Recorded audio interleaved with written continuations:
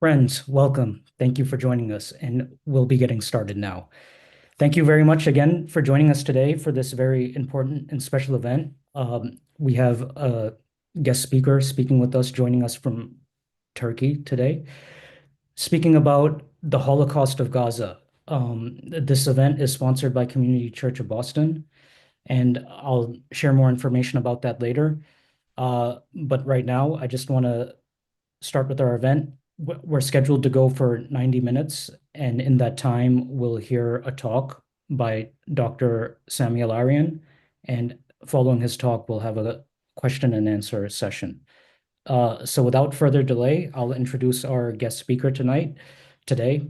Our speaker is Sami Al-Arian, who is the son of Palestinians from Jaffa who became refugees during the 1948 Nakba and were forced to relocate to Gaza.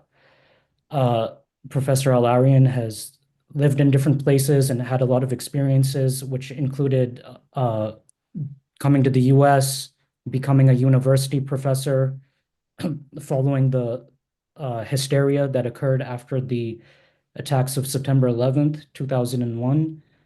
He was persecuted for his activism, his peaceful activism, and he was deported. His story, for those who are interested in hearing more about this, his story is documented in the award-winning documentary USA versus Al-Arian, which I'll also share the link for in the chat shortly. Professor Al-Arian is recognized as a geopolitical expert, which is why we're very grateful and fortunate to hear from him today. And he's also the director of the Center for Islam and Global Affairs in Istanbul, Turkey, which is where he joins us from today. So, Professor, welcome, and thank you very much for joining us today. Thank you very much, Amar, for inviting me, and thank you for the Community Church of Boston. This is, I believe, my second or third time I'm invited, and I very much appreciate that. Many people think that, and that's of course those who are not familiar with the conflict in the Holy Land, think that somehow the conflict started on October the 7th. And of course, it's far from the truth, far from reality. What we see today is a culmination of invasion, of an onslaught that started over a century and a quarter ago. The problem is not that Jews can or cannot exist in the Holy Land. Jews have existed throughout history. But what happened is that towards the end of the 19th century, a political movement came about. That political movement is the Zionist movement. And it came out of an experience that Jewish communities had basically in East Europe, but also throughout the European continent, in which they were persecuted despite the Enlightenment, despite the changes that had taken place within Europe and within the landscape of the West, with the emergence of the nation state system, and they thought that they could be they could get out of their ghettos. They can rid themselves of the racism and persecution that they had suffered for centuries at the hands of Europe, basically. And with that, they started trying to incorporate themselves, integrate themselves. And then they found out that somehow that racism existed. The same way racism existed against other communities like slavery in America and others, the Jewish elites in Europe thought that the only way to get rid themselves of being treated as such in Europe is to establish a nation state for themselves. And that was the start of the Zionist movement. It was started by a journalist, Austrian journalist by the name of Theodor Herzl. He was irreligious. He was actually an atheist, but culturally, he was Jewish. And he thought after attending a trial in France at the hands of the French government against an officer who was accused of being accused with treason, uh, that this racism, this persecution will never end.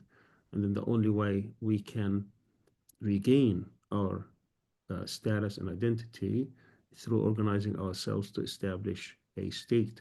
He didn't care where the state is. They considered many options because Palestine at the time was under the Ottoman rule. The Ottomans are the ones who ruled the Muslim world for almost 6 centuries. And since 1517, Palestine was under their protection.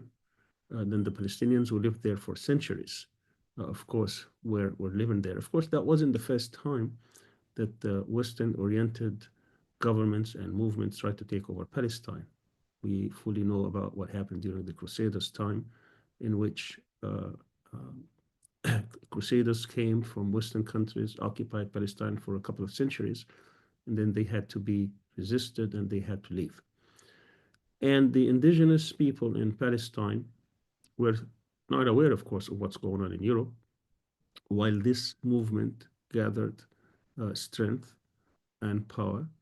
And by the beginning of the 20th century, Theodor Herzl, who tried everything he could in trying to organize desperate Jewish communities throughout Europe, but essentially from Eastern Europe, thought that his project is failing because it did not attract much support. But by the uh, by the First World War, uh, Britain, which was possibly the not only a colonial power, but was probably one of the most powerful nations on earth, thought that its colonial interests, its possessions, particularly in India and Egypt. It had occupied India for that time since the middle of the 19th century and Egypt since 1882, that it is to serve that interest.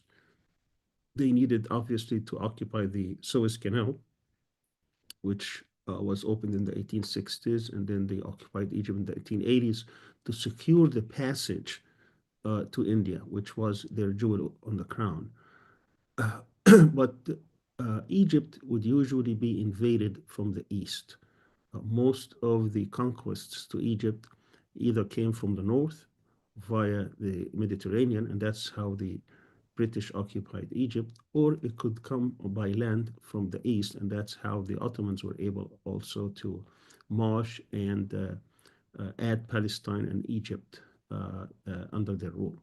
So they thought that the best way to make sure during the waning days of the Ottomans so that this area would remain fragmented, weak, unable to assert itself like it did during the Crusaders and other times, is to implant people from outside the region in order to populate that area and depopulate the indigenous people and create this bastion of Western power. Mostly the people who came during that time were coming from Western nations. I'm talking about the Jewish communities throughout. And the idea of the Zionist movement, which was tracking attention from world colonial powers and also support from other Jewish communities because of the different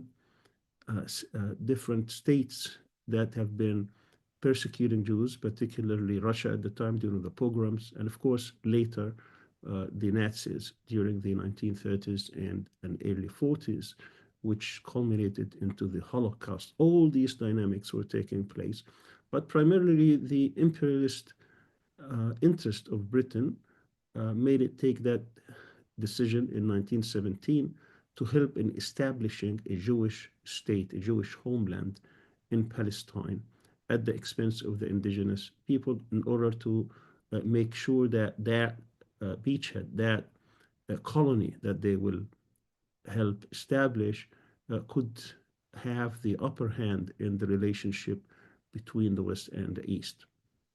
So that uh, success of the Zionist movement in convincing one of the most important and consequential imperialist powers to help in their enterprise, uh, uh, started this onslaught on the indigenous people, on the Palestinians.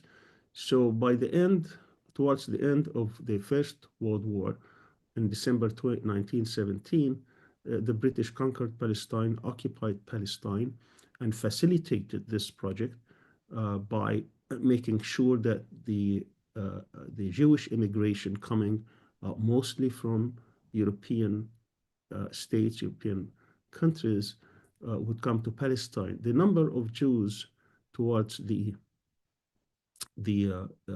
beginning of the mandate, of the British mandate, which officially started in 1920 and lasted for 28 years, but in effect it started in 1917.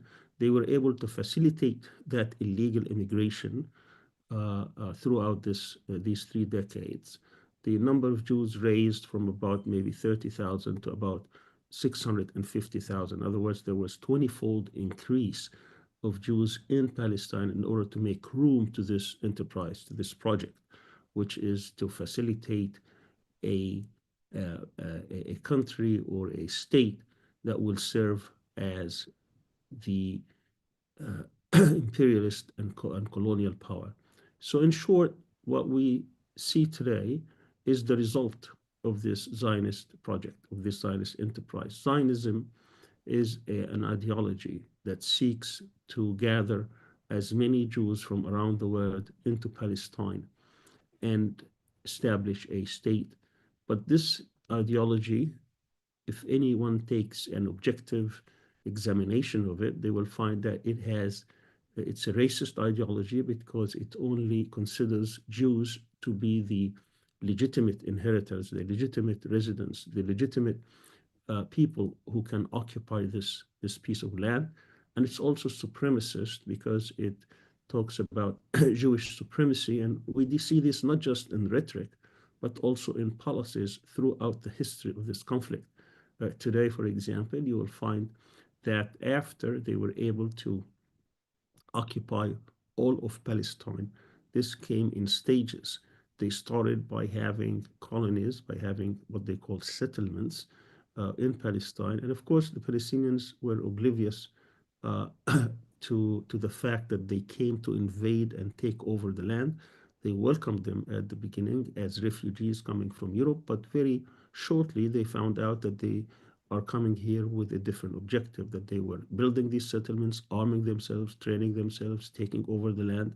And under the auspices of the British, they started actually with existing colonial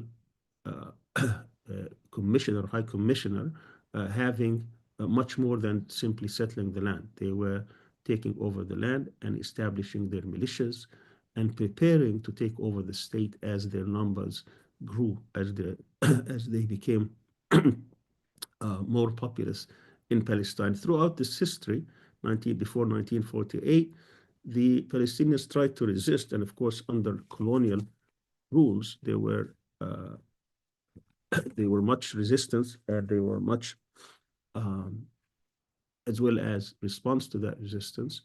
We could see, for example, that any Palestinian who possessed a gun or possessed any kind of weapon, they would be summarily executed and tried. Very harsh rules were applied to them. And in terms of the land itself, when the British came to Palestine, Jews hardly at the time possessed anything. But through, again, 3 decades of dispossessing the Palestinians, there is this myth that somehow the Palestinians sold their land. But when you go and examine this, and there are now many studies and documentation on this, but also we have figures from the United Nations, the different the different commissions that were sent internationally even before the United Nations and after the United Nations was established in 1945. There was a survey by which, despite all the attempts to buy land, and Palestinians, mostly peasants, did not sell anything. The ones who actually sold some land were feudals from the time of the Ottomans. During the Ottomans, We did not have the current borders of Palestine. The administrative divisions during the Ottomans were different. The north of Palestine was part of the governance or the or the province of Beirut, while the southern one was Jerusalem, and then you have Gaza and others. And during that time, the tax collectors were coming from the north, from basically elite Lebanese families. These people did own some land, did sell, but the amount of all the sale of these lands, plus the ones that they took by force, plus the ones that they got through grants by the British, all that did not amount to more than 6% of the total Palestine current or mandated Palestine or the current Palestinian land. In other words, on the eve of the 1948 establishment of the state, the actual possession to the Jewish communities who were basically illegal immigrants coming to Palestine at the time under the British did not amount to more than 6%. But the amount of power that existed among the people who were victors of World War II were trying to push a state, a two-state solution, which was rejected by the Palestinians. Since why do they have to share anything with invaders, people who are coming to take over their land? And they have a grand project in which this project is to dispossess every Palestinian from the land of Palestine and make room for others to come and invade and occupy. That is the genesis. That is the beginning of the conflict. And therefore, for people to say that somehow this conflict started on October the 7th, as if Israel existed throughout history as a sovereign Jewish state and that the Palestinians are coming from outside to attack Israel, this is not only historically wrong and historically it's not factual, but also ignores the history of this conflict in which the Palestinians have been suffering for over a century. The total dispossession of Palestinians from Palestine, the attempt to displace the Palestinians and persecute the Palestinians. I don't have time actually to go over all the atrocities and the crimes that have been committed against Palestinians throughout this history. We can be sitting here for hours and hours trying to go over such attempt by the Zionist movement and their supporters in order to persecute the Palestinians. It's very similar to other attempts by other colonial powers, imperialist powers, to dispossess indigenous people and to exterminate indigenous people and to commit genocide against others. You can go and read many historical records. Some of these records, when the Israeli archives were opened in the 1990s, were documented, like many of Ilan Pappé's books, for example, and Avi Shleim and others, who have talked about what the Palestinians had to go through in history at the time prior to the establishment of the state, during the establishment of the state, and later on. Just to give you a simple example, when Israel was established in 1948, there was a period by which over 80% of the Palestinians who lived under the lands, the territories that Israel occupied and established in 1948. So between May 1948, when they started, when they established the state and they started this war, and until about January 1949, that's a period of about 7 or 8 months, Israel was established on 78% of Palestine. The area of Gaza, the Gaza Strip, when the truce was announced in January of course, it came through different series of agreements of truce. It started with Egypt and ended with Syria in July of 1949. But in January of 1949, there was the truce between Egypt or cessation of hostilities and Israel. And at the time, the area of Gaza was 565 kilometers square.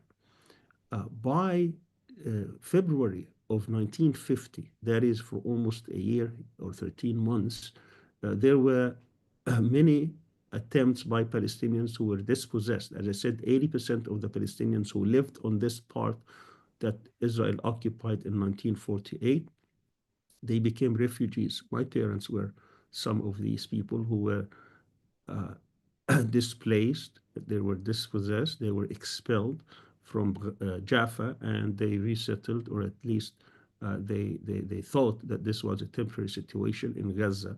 But during that time, the Gaza population mushroomed. There were three times the number of refugees in Gaza than the original people of Gaza.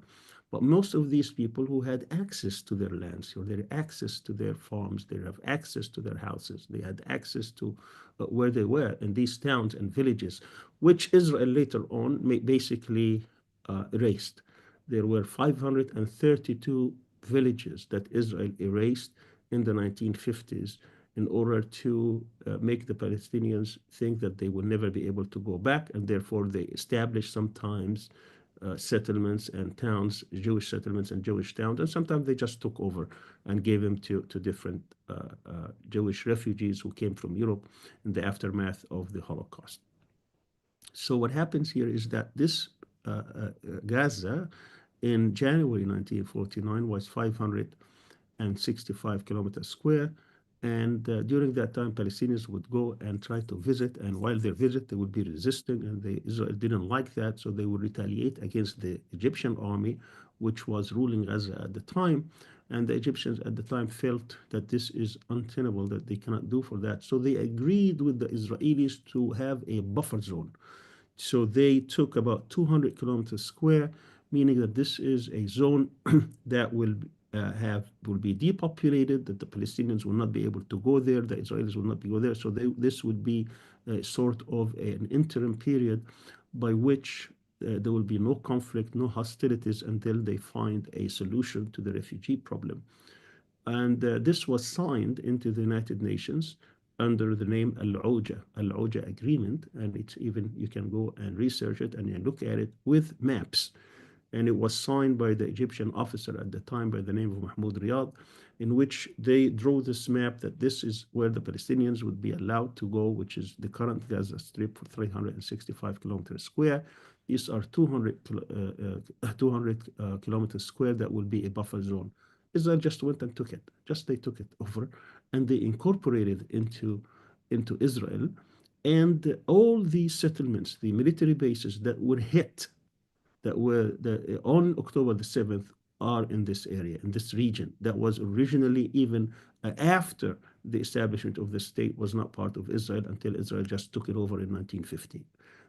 So when you go to the history of Palestine, you will find it's a history full of these things, where Israel has um, this imperative that in order to uh, occupy the Palestinian land, they will have to do it in stages. They bring in people, they occupy, they settle, they have what they call facts on the ground. They just take over, incorporate. The same thing happened in 1967 when they invaded, it started the war. They invaded Egypt. They took over the rest of the West Bank from Jordan. They took the Golan Heights from Syria, and they just annexed the Golan Heights. Why? It's our strategic imperative that we must have a defensible borders. So when you go today, Israel would never acknowledge any kind of borders for it, because it seeks always to expand, create facts on the ground, expand further, and on and on and on. They did the same thing in 1982 when they invaded Lebanon. They wanted to extend themselves all the way up to the Litani River, which is about 40 kilometers north. And if it wasn't for the Lebanese resistance, they would have just incorporated, annexed it, and so on and so forth.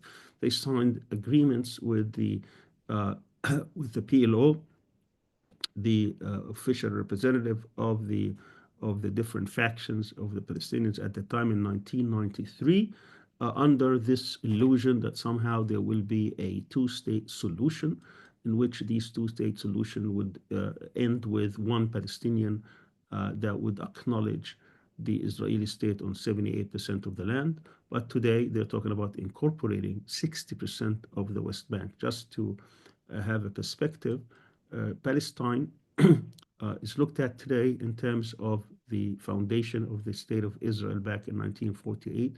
in which about 78.5% of the land was occupied and declared as being Israel. Then they took over the whole land of Palestine in 1967 during the 1967 war.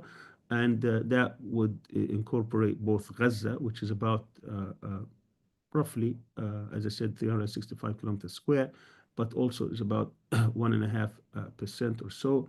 And then you have the West Bank, or maybe 2%. Then we have the West Bank, which is about 20% of Palestine. This is about 365 kilometers square in Gaza, about 5,000 or so, 5,100 square kilometers, 5,500 square kilometers in the West Bank. And during the Oslo Accord, even after the Palestinians represented by their by the PLO, so-called official representative, and of course the faction that signed that agreement was the PLO and Fatah in the name of Yasser Arafat. They acknowledge Israel on this for the return, and that's what the world believe, and that's what they were talking about, that the rest of the territory in the West Bank and Gaza would become a Palestinian state. And to do that, they wanted also to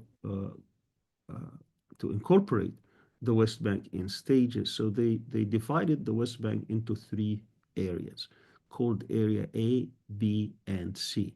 Area A is where most of the Palestinians live in the major towns and cities, towns like Ramallah, Nablus, Tulkarem, Jenin, Hebron, Khalil, Beit Lahem, and so on and so forth. These major towns have approximately 80% of the Palestinians. They are about 22% of the West Bank. And then you have the villages surrounding these major towns, which about, they call it Area B. In Area A, they say, okay, we need to control the Palestinians because the reason we got into the 1993 Oslo Accords is because there was a Palestinian uprising, a very large Palestinian uprising. You would have to go and study the history of the conflict to understand that the Palestinians have always were yearning towards independence, yearning towards sovereignty, freedom, which they have been denied. Refugees, now we're talking about the sixth generation of refugees coming, and always these generations were yearning to go back to Palestine to live in their own homeland. They never gave up that dream, and they exist throughout the Middle East. The number of Palestinians around the world is approximately 15 million. About 7.2, 7.3 live actually in mandated Palestine between the river and the sea, while the rest live throughout the world, but mainly in refugee camps in Jordan, in Lebanon, in Syria, and other neighboring countries. These people never gave up this dream that they will go back. So when you come and examine the Palestinians and in the region, you would know that they were hoping that even with some kind of an accord, they would be able to go back, which Israel always denied them. This is incorporated into the United Nations Resolution 194, in which this came again after the establishment of the state. And even the establishment of the state was done. Now, the agreement to include or to accept the application of Israel into the United Nations was on the condition that they would allow the refugees to go back, which Israel never did. Therefore, when we look at this, is what's called the concept of the right of return, which is a basic tenet of international law.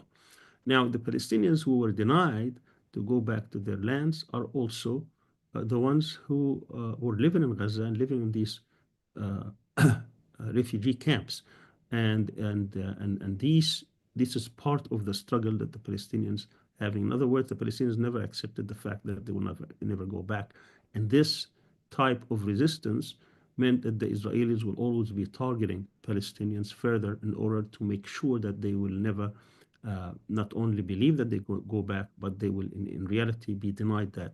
And Israel always used different kind of tactics, all based on aggressive behavior, based on wars, invasions, strikes, and so on and so forth. So when you look at the struggle, this is what they did in 67. And when the PLO and different factions at the time were resisting, Israel targeted them first when they were in Jordan, and they were evacuated. They went to Lebanon. Then they have the 1982 invasion.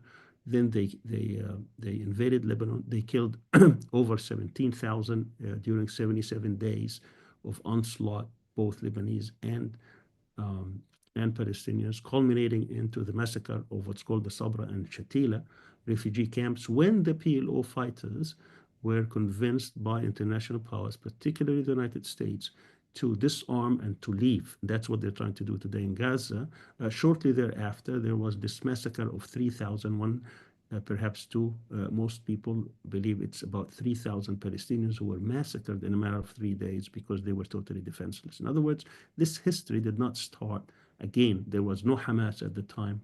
There was no jihad at the time. There were only Palestinians trying to regain their rights. So when you look at the history of the conflict, you would see that this is a pattern by which the Israelis and the Zionists will try to take over a land by invasion, by aggression, through military means, try to incorporate it within the establishment of the state. And then after that, after they settle it, they prevent the Palestinians or whoever is there to go back, and then they try to go further and further. That's why Israel never declared a border for itself. It always seeks expansion. It always seeks a way in order to what they call have safe, quote unquote, borders. In other words, create buffer zones so that they feel safe. And of course, as any thief, as any invader, they always feel unsafe because they know they are taking over other people's rights, and therefore they always are on edge, fearing that these people somehow are going to come back and take what belongs to them.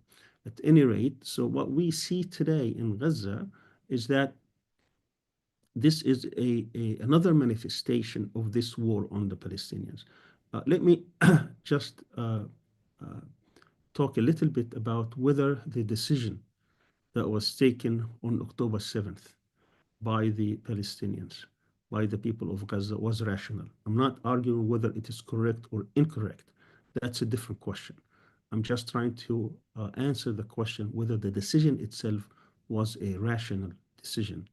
In order to answer this question, we have to, again, uh, analyze the conditions under which the Palestinians were living. We're talking about 2023. Now, since 1993, when the Oslo Accords were reached in, obviously in Oslo, but they were signed in Washington at the White House lawn, until 2023, that's 3 decades, that's 30 years. And the Israelis were very true to what they declared at the time, that this will be endless negotiations, that the reason that they embarked on this negotiation, the reason that they agreed to sign these agreements in order to stop what is called the Palestinian uprising. Because after the invasion of Lebanon, after the Palestinians were no longer having any kind of a military resistance because they were evacuated from all the neighboring countries, then there was an internal intifada, which translates into uprising, and Israelis had difficulty quelling this intifada. It was part of the many intifadas that came out through this history, starting from 1920s on.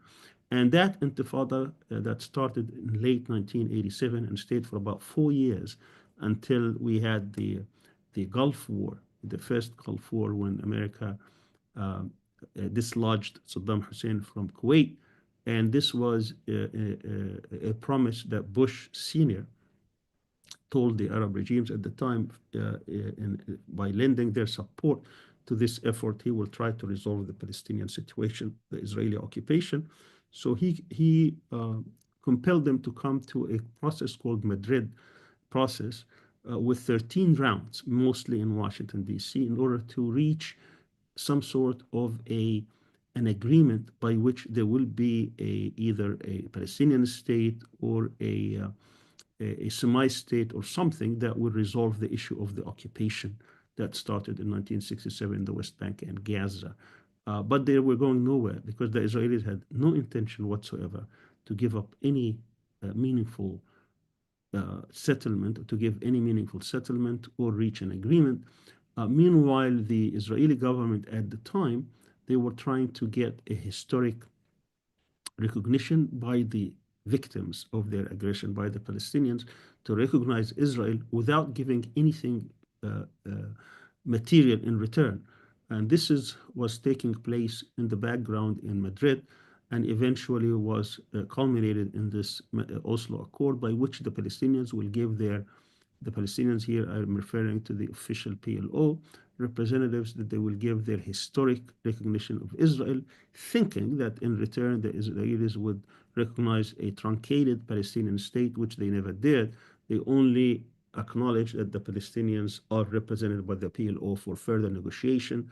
The Oslo Accord talked about a 5-year interim period by which the Israelis would and the Palestinians would negotiate the future of a Palestinian state, thinking that the borders were not the issue. The issue would be what kind of a state it existed and how it will not pose a threat to the security of Israel. Meanwhile, there was no limit on the type of settlements that the Israelis were seeking. On the eve of the Oslo Accords, the number of settlers in the West Bank numbered around 125,000. By 2023, and now they number almost 800,000. In other words, Israel had no intention whatsoever to give up any land. What we see today is an apartheid regime that came throughout this period. We have almost 1,000 checkpoints throughout the West Bank, and these are checkpoints only for the Palestinians. Palestinians in the West Bank are about 3.2 million people living there. And if for Israel, this is a problem because they can't claim the whole land with that kind of mass existence of populations that number that kind of number. And therefore, they created this system of roads for Jews only, settlements for Jews only, water for Jews only, and so on and so forth. So we are under, in the West Bank, two systems, one for settlers and one for Palestinians. It's very similar to the apartheid regime that existed in South Africa. And of course, that posed a problem, not just for Israel, because Israel doesn't care about the rights of the Palestinians, but for the whole world. The whole world was under this illusion that this kind of a system would not exist, that this kind of system was temporary, that after a while the Israelis would withdraw, and there will be a cohesive or what they call a viable Palestinian state in the West Bank. And of course, their experiment in Gaza fizzled and failed because Gaza is pretty tiny, 365 kilometer square, with millions of people. Today, the population in Gaza started before October 7th at about 2.3 million. But at the time of the Oslo, there were a few thousand Israeli settlers, and they could not integrate, obviously. But we had the same system, the system of an apartheid, where you have one system for Jews, the Jewish settlers, and one system for the Palestinians. Now, when I say one system, I'm talking about every oppressive measure that you can think of exists there. And this is the type of life that the Palestinians had to endure and to face throughout the conflict. This is, we're talking about now since 1967 in the West Bank, with regards to the West Bank.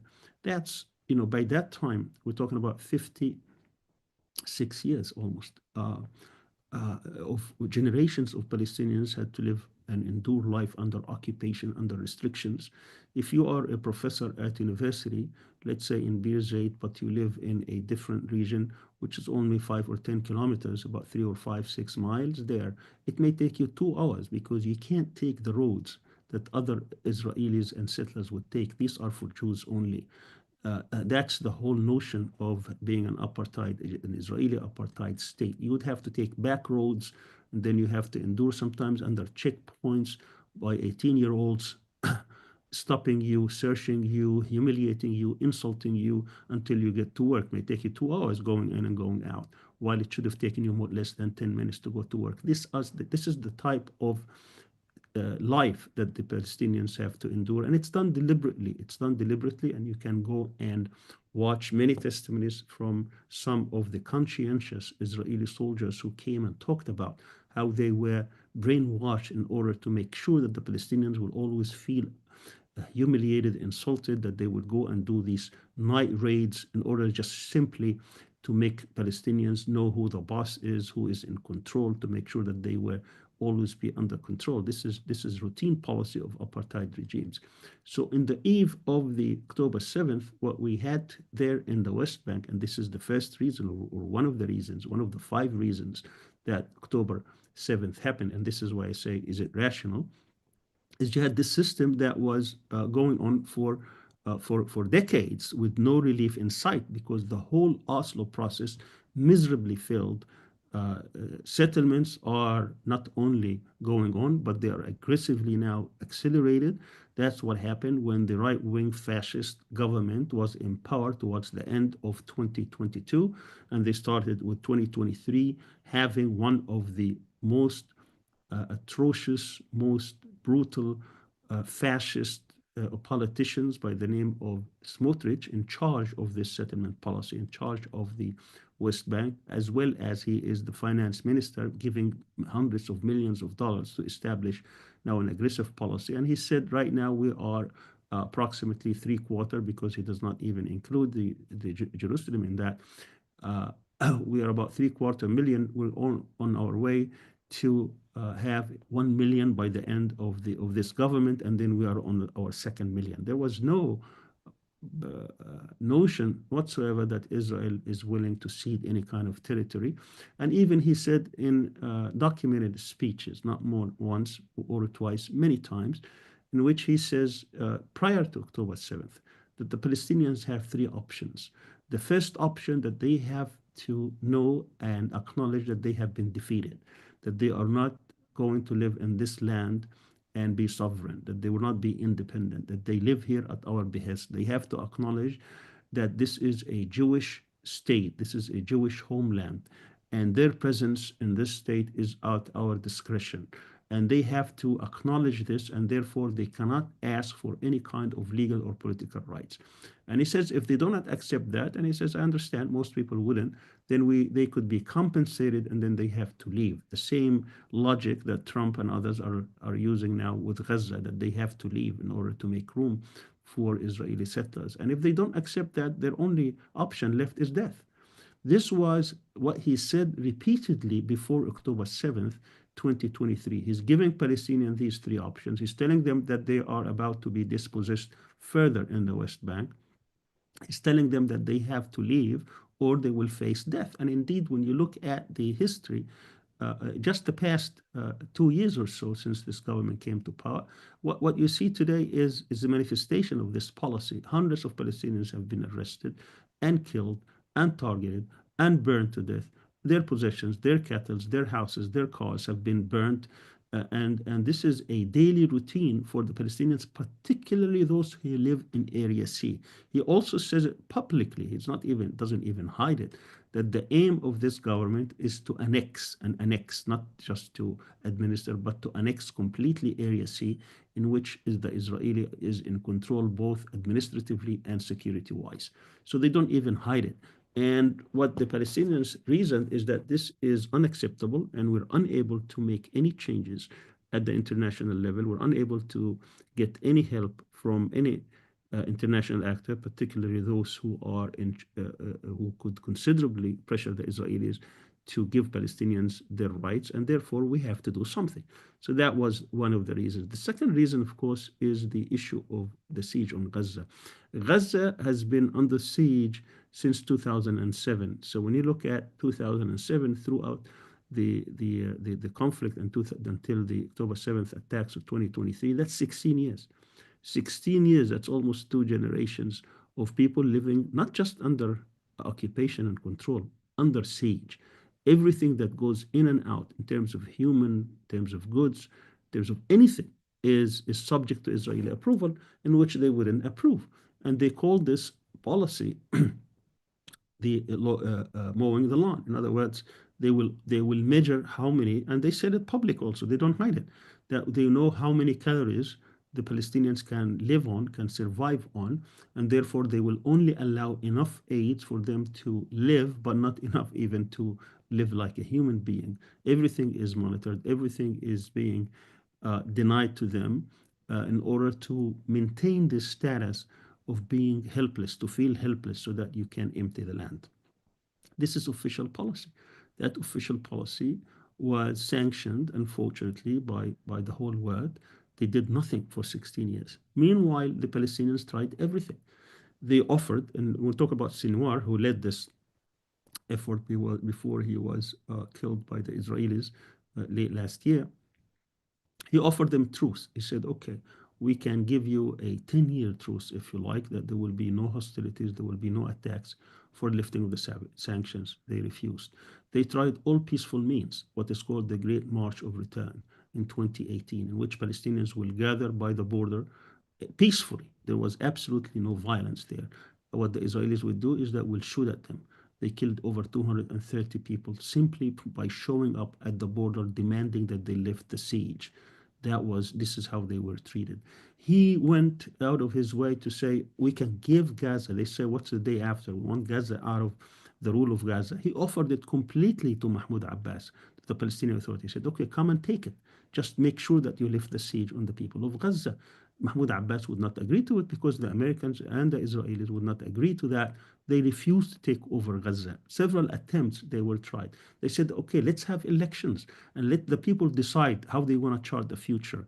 These were scuttled also by Israel and its benefactor, the United States. They tried every peaceful means that you can think of in order to change the situation on the lifting of the siege of Gaza, only to be met with stubbornness, with obstinance, to make sure that this will stay the same, because their goal has always been how we can make life miserable for the Palestinians, till they can leave and we take over the land. This is the official policy. This is what Zionism is all about, is to make room for Jews around the world. This is how they define it. It's not me who define it, so that they can come and take over a land that has actually people. It's not a land without people for people without land. It's a land with people that they're trying to dispossess to make room for others to replace them. This is the reality of the situation. And when we talk about the siege on Gaza, we're not talking about something simple. We're not talking about something temporary, something that has become at the, at the time a daily life, an unbearable daily life, not just even of the daily things that you can or cannot have in Gaza, but even to leave the border, to leave Gaza became extremely difficult. And the reason it became extremely difficult is because you have two entry and exit points. One on the part of Israel, which is completely shut, and one on the part of Egypt, and where the Egyptian government, because of certain calculations that the Egyptian regime has decided, because of domestic and international goals, including obviously that they want to get the backing of the United States, they were imposing the siege as well, because Israel has this ability to be the hegemon in the region in order to make life miserable for certain regimes unless they agree to its designs, to its goals. And I don't have time to actually give you example after example how that happened, but it has happened between Egypt and Israel since they signed the Camp David Accords in 1979, and how they transformed the Egyptian state and the Egyptian regime to become part of their designs in exchange to whatever aid the Egyptians get and to whatever support they get. The only time where there was real tension was the time when the Egyptians decided to have a revolution and change the authoritarian nature of the state and have democratic regime in Egypt. That experiment lasted for a couple of years, and then it was done with. And of course, it was done with the to full support of not only Israel but of the United States. So when we go back, then examine again the reasons what happened, whether it is a rational decision, you can look that the Gaza situation was unbearable and they could not go on for it. The third reason had to do, of course, with Jerusalem. Jerusalem is a holy place. The Jewish state wanted to have not only a presence in Jerusalem, but they want to take over the third holiest shrine in Islamic religion.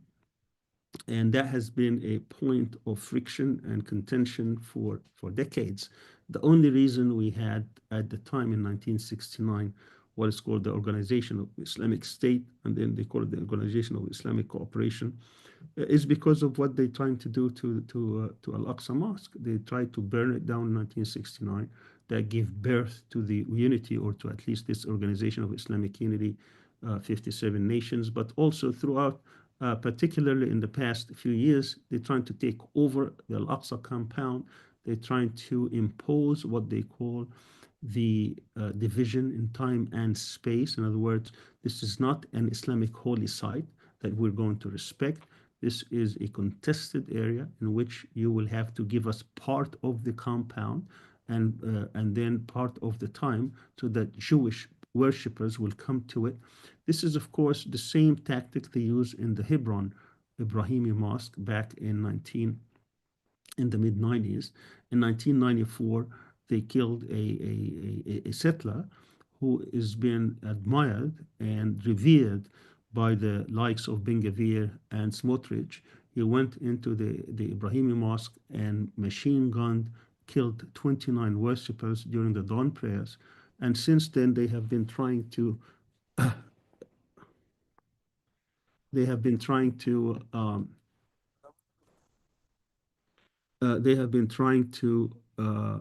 uh, take over the mosque, and now they have succeeded. And now we're talking about, 3 decades in imposing this division of time and space, in which now it's the opposite.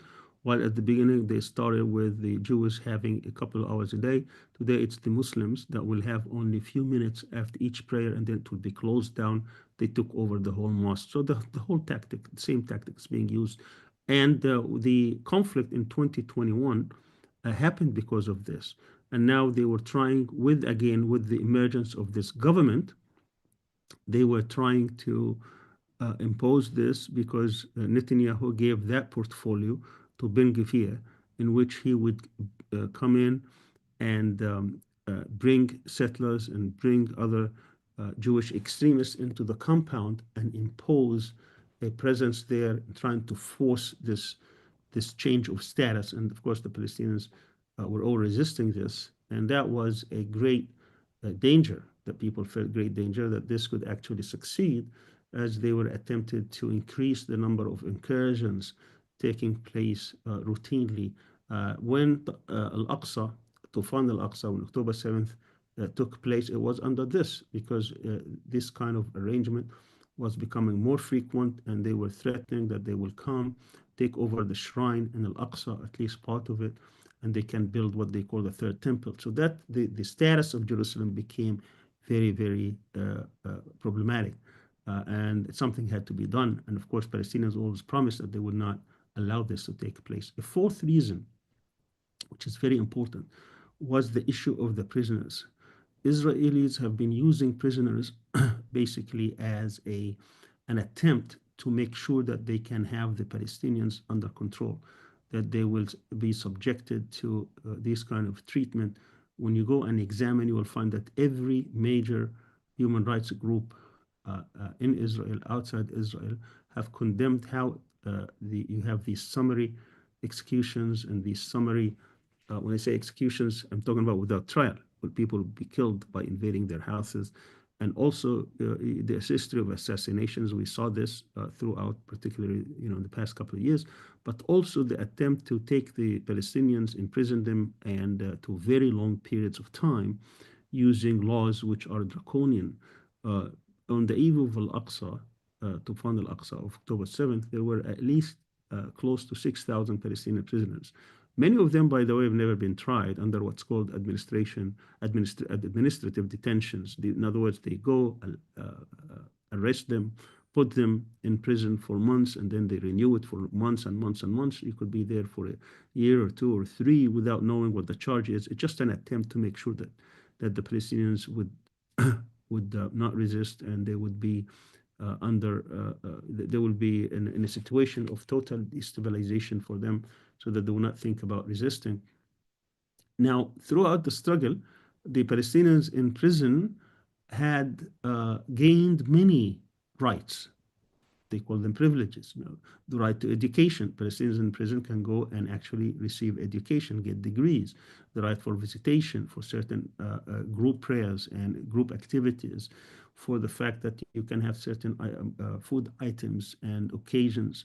And all these things were being taken one by one, because that portfolio also was given to Ben Gvir. And he started cracking down very, very hard. Visitation, education, group activities, and it became very, very, very difficult for people who have been sentenced to life sentences to live under these conditions. They cannot see their loved ones, they cannot call them, they cannot go to education. They make it very difficult for them. They started cutting down on the food, on the items that they do, and so on and so forth. And they were complaining bitterly to the people who were in Gaza, who were leading now this and trying to see how can they deal with these kind of efforts. And there was no relief in sight. And that became also a point of pressure to the people and said, how are we going to change, make room? How are we going to change what's happening on all fronts in Gaza, in the West Bank, in the settlements, in the prisoners, in Jerusalem? These are all very difficult things. And the Zionist project is going on without any kind of a check on it. No one is pressuring them. The whole world is just going along with that, and no one is standing with the Palestinians except with rhetoric. The final reason I would also give is more of a strategic reason, and this has to do with the changes of the geopolitical changes taking place. As you know, during the waning days of the first Trump administration, there was an attempt. This attempt by Trump was to incorporate Israel into to integrate Israel into the larger Middle East. The United States, historically speaking, had three regions in which it wants to have a control over and to make sure that it will remain, because the main objective of the U.S. is to be the world power, the most important world power, is to maintain its primacy and to maintain its hegemony throughout the world, to make sure that it is going to be in charge of the world, both at the international level as well as in the economic institutions and so on and so forth, because the United States does not have the means to maintain this status on its own. It has to impose it, otherwise it would lose that status. The United States has been has been borrowing trillions of dollars in order to maintain its way of life. Between the first president, George Washington, and President Reagan in his second term, 1985, that's almost 200 years, between 1789 and 1985, the United States borrowed about $1 trillion to cover its expenses. And of course, throughout most of the period, the United States was in different wars. But it came to be realized as the most important, indispensable, as they call it, power in the world. It is controlling its political institutions, military alliances, economic institutions, and so on and so forth. But during most of the period, particularly in the 20th century, the United States had the means to impose its will. That's what happened in 1944 to make sure that the dollar would become the reserve currency of the world. But what happened after that is that the United States is not able to maintain this, and they were just printing money. That printing money was, of course, by controlling, to make sure you control the most important commodity in the world, which is oil. If oil is sold in dollars, the United States can basically claim this oil, because those who would like to import it, they have to pay in dollars, and it's in the US that they print the dollars. And therefore, this region became very important. I didn't talk about the other regions, which is basically East Asia and Europe. I don't have time to go through that. But the reason they are interested in these two regions is because you have rival powers in China and Russia. But when it comes to this region, it must be maintained and under control in order to make sure that this important commodity will always be in the U.S. Now, the U.S. uses two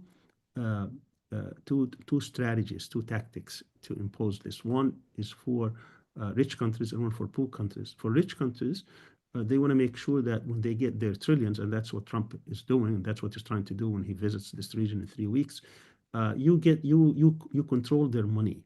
In other words, they either invest it, or they buy arms with it, or you control it one way or another, and you make sure you control the oil, because through that oil you can impose to make sure it is sold in dollars. Once that ceases to exist, the U.S. Hegemonic power will decline immeasurably. And for the poor countries, they just give them loans to make sure that you can control their options and choices. And that's what they do. Many people ask, why can't these countries do anything to stop the genocide in Palestine? And of course, part of the reason is because the United States has a lot of leverage with this amount of tens and sometimes hundreds of billions of dollars throughout Western banks that they lend to this country. So that's the other tactic used. In short, the United States, in order to make sure that Israel will have the upper hand, they back it to the hilt, and that's what we saw during the Tufan al-Aqsa. It gave it all the arms, all the political cover, all the protections, all the justifications to continue the onslaught and the killing and the genocide. The United States provided Israel during Biden with 22.9, almost $23 billion of military aid. And during his winning days, he gave another 8 billion, and then Trump even added to that. So they give them whatever, the carte blanche. They give them whatever they want to make sure that happens. Now, when you look at this, and with the attempt of Trump to integrate Israel into the region to make sure that this status of hegemony will maintain, so he had them sign, again through political pressure, what they call the Abraham Accords with the United Arab Emirates, with Morocco, with Bahrain, and he was on his way to integrate Saudi Arabia, and then he was defeated in the 2020 elections. But Biden continued that path, and they were supposed to bring Saudi Arabia, which would be the jewel of the crown, since Saudi Arabia is a very important country. It's also the place where Muslims have their holy places in Mecca and Medina. But they were also working on other deals with Pakistan and Indonesia through the support of the Gulf countries, which are lending money to these states. They were trying, in other words, to integrate Israel into the region without solving the Palestinian problem. That would have been a devastating blow, because no longer was going to be a Palestinian issue when you have the last few remaining countries not recognizing officially and not accepting the presence of Israel in its present form. Let me conclude, because time is running out, that Israel had, and of course that strategic decision was very important, because had the Palestinians not done anything, then, and Israel became part and reality of this region, then the Palestinian issue is over. Now, Israel, since Oslo and throughout the period, had three options to make. They were trying now to create a fourth option. The first option, because Israel always said, because of its Zionist nature, that it wants to control the land, it wants to have a Jewish majority in the land, and it wants to claim that it's a democratic system and part of Western system and Western culture. To do that, then you would have to choose what is called the two-state solution, because within the two-state solution, you can exclude at least over 5 million Palestinians in the West Bank and Gaza. You have 78% of Palestine. You have Jewish majority. You can claim to be democratic within that Jewish context. And you can also maintain that control over the 78% of the land. That's a two-state solution. They totally rejected that. And the evidence for that is the aggressive settlement policy and the many statements that they have given. And if you have any objective mind, you can go and conclude that, including, by the way, even the US government during the waning days of Obama, when they tried to convince the Israelis to have a deal, and they didn't. Even John Kerry, who was the Secretary of State at the time, made a speech after the United States abstained from condemning the settlement policy of Israel, saying that the two-state solution is gone. It was Israel that scuttled it. It was Israel that rejected it. It was Israel that made it inoperable because they chose the land. So the second option would have been to choose the land and to claim you're democratic. That means you have to incorporate the Palestinians, and to incorporate the Palestinians, that means you no longer have a Jewish majority. That would have been against the Zionist ideology and the Zionist regime of having not only Jewish majority, but a Jewish supremacy in the land. They totally reject that. That would have been the one-state solution, one man, one vote, like South Africa after the apartheid. Of course, they would reject that completely. So we ended up with the third option, which is, and they chose that not just through practical means, they enshrined it into a law in 2018, in which said this is a Jewish land, that the Palestinians will never be given any kind of rights. And therefore, what you had there is an apartheid system. The whole world knows it's an apartheid system, but no one wants to talk about it, and except few, like President Carter, the former President Carter, when he wrote his book I think it was in 2007, Peace Not Apartheid. He talked about this in a very simple word, but any objective person would have concluded that what we have there is an apartheid regime that cannot be sustained over the long run, because the West then would have to be they would have to confront this dilemma, that are they going to support an apartheid regime and still claim to be a system of democratic values and rule of law and human rights and so on and so forth. They can't. And of course, that was problematic.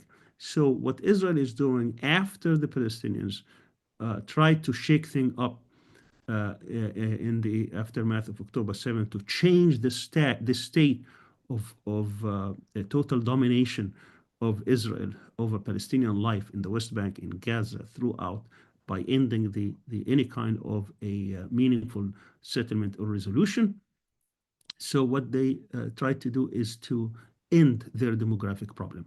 Today, between the river and the sea, you have about 7.1 million Jews and 7.2 million Palestinians. In other words, the Jews are not even a majority in Palestine today. And therefore, one way to do it is to displace them. One way to do it is to end this demographic problem. And that's what they have been trying to do all along throughout this. This is not about what happened on October 7th. This is, they think, particularly this right-wing government, this is a historic opportunity to solve this demographic problem once and for all. So how do we do this? You start a genocide in Gaza, in which you make it uninhabitable. Make it you can't have any kind of a civil or civilian life, because when we do that, you give the Palestinians hope that they can come back to the land. And of course, unfortunately, again, the United States political establishment, political elites, whether it was Biden or Trump, they go along with this plan because they really don't care much about the Palestinians. And all what they care about is to make sure that their Zionist benefactors in the US and also their imperialist goals in the region are being served. And that's what we have today. What we have today is an attempt, and let me conclude here, is an attempt by Israel to force a final settlement by displacing the Palestinians. That's why we cannot see that this war would end soon. The only way this war would end, this genocide would end, is through 4 points of pressure. One is the United States. Certainly, the United States has a lot of say because it is the largest benefactor. It is the one that actually funding this effort. And without the United States, Israel would collapse in a matter of months, if not even short. And therefore, but the United States is totally the Zionist influence is totally in control of the political establishment and political decision-making in America. And also it suits some of the imperialist aims of the US to make sure that this region would always remain under control. And when Trump, towards the time where he was inaugurated and took over, he wanted to stop it, to say that I can't stop it. So he forced the Israeli government to make the first deal back in January 17th, few days before he took over, and they stopped the war. He said, stop, they stopped. And then he gave them the green light to continue and to resume it, and they did. And this will, if the United States would put its foot down, it certainly can stop it and shut it down tomorrow. And now that he's coming to the region to collect trillions of dollars, as he thinks he could, he's trying to have another temporary ceasefire in order not to have genocide taking place while he is in the region. We'll see what happens here, because the resistance is adamant that this time around they will have to end it once and for all. There will be no coming back. The other situation, when we talk about pressure, is the internal pressure, the internal Israeli pressure. Today, certainly, there's a lot of disagreement within the different factions, but they do not disagree on the major things, which is that the Palestinians must be under control, that we cannot give them any kind of rights, we cannot give them any kind of a state, we can give them any kind of a hope. So that is very temporary because of the pressure of the captives in the hands of the resistance today. They're trying to create a situation where they could be some kind of a political agreement or negotiated agreement, and then they can go back to the war. But today we see also that there is a bigger problem within the Israeli body politic, because we have a real conflict today between within Zionism, between those who are messianic, those who are religious Zionists, and those who are secular, and that could actually put a lot of pressure on the Zionist regime to stop the war because of this potential of civil conflict, civil war. The third thing is what's happening on the ground, because they have not been able to declare victory. Netanyahu has been saying we're going to have a Zionist victory, we're going to have total victory, absolute victory. He hasn't been able to deliver on that. On 365 days, on 365 kilometers square, he cannot even control. And therefore, Israel has been losing so much. I didn't have time actually to talk about the strategic. I had so many to talk about, but time is limited. The strategic defeats that Israel had in this conflict in terms of narrative, in terms of economy, in terms of security, military, world support, media, human rights, legal. They are being now called a genocidal regime.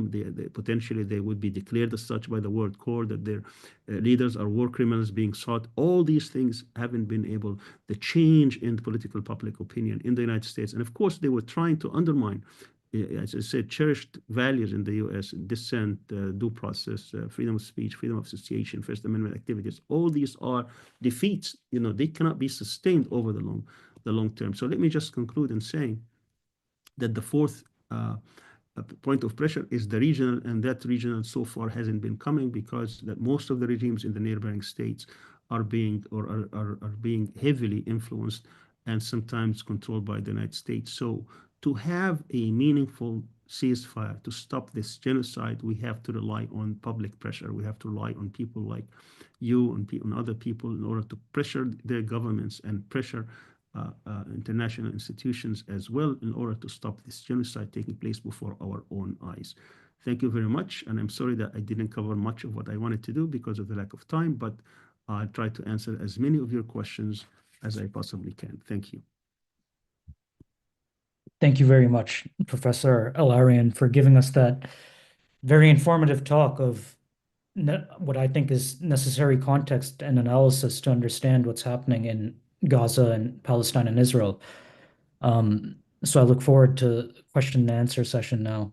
I just want to say quickly to the audience, if you gained something from that talk and if you found value in it, please consider donating to community church if you can, because that's what allows us to keep putting these events forward. Professor Al-Arian, a few weeks ago, we had a speaker at Community Church of Boston named Dennis Fritz, who was at one point held the highest rank an enlisted person can hold in the U.S. Air Force. He also had a job in the Department of Defense where he was exposed to high-level classified documents from the Iraq war planners, people like Donald Rumsfeld and Paul Wolfowitz. And in his book, Deadly Betrayal, he argues that one of the main reasons that the United States went to war in Iraq in 2003 was on behalf of Israel. So my question for you is, you know, and you spoke about this as well, the financial support that the United States provides to Israel and the political support United States provides to Israel. Why does the U.S. support Israel so much at such a high financial and political cost? Well, there are two schools of thought in this. One school of thought is that U.S. is inherently an imperialist power. It needs some leverage in the region because it cannot control it on its own.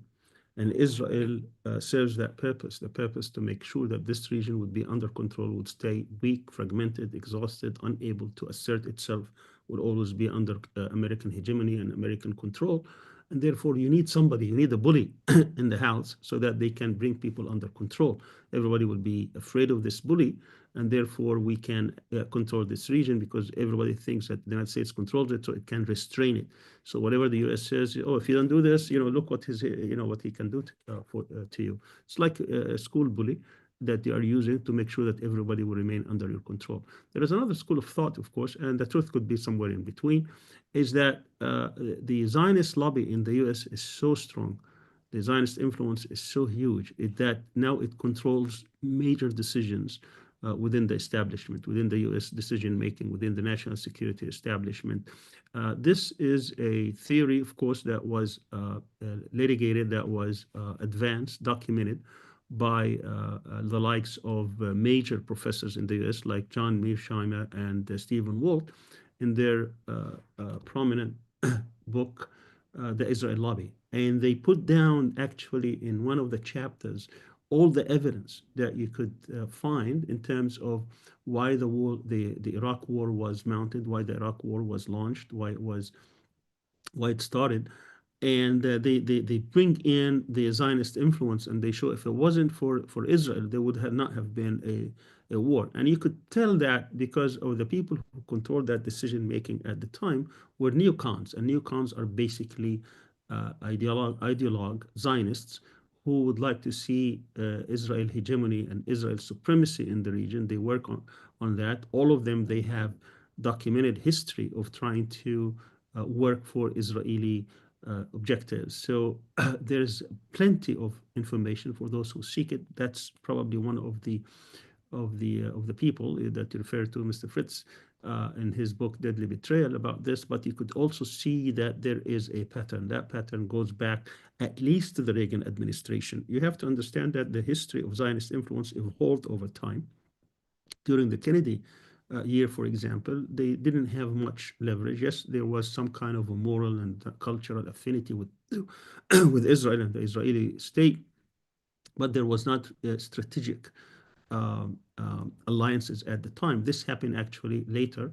It started with the Johnson administration after the assassination of Kennedy. Now, by the way, there's a lot of talk now. People need to investigate who actually assassinated Kennedy. There are very prominent people who are experts on this, and they say the one who assassinated Kennedy actually was the Mossad, for the simple reason is that Kennedy was intent and he was assertive that he would stop the Israeli nuclear program.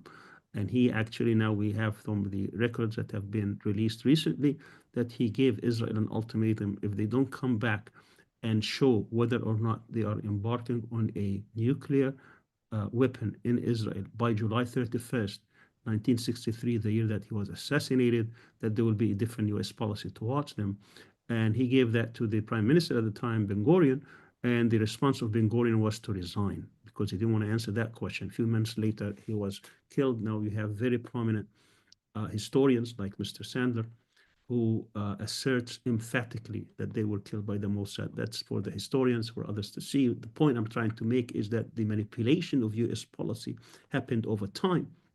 It started, as I said, with Johnson, who looked the other way, even when they when they bombed the USS Liberty, killing 34 sailors and injuring hundreds.